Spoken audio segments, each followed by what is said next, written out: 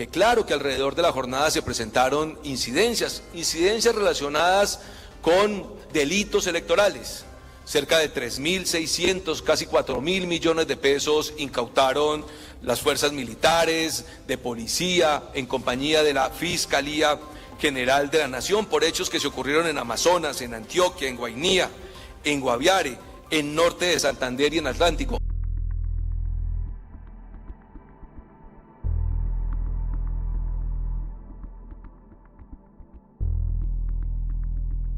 Precisamente en norte de Santander tenemos una situación especial en la cual hemos detectado el paso ilegal. Calculamos casi de 2.400 personas que están intentando pasar hacia el lado colombiano. Tenemos claro que están cerradas las fronteras, pero lo están haciendo además de manera ilegal.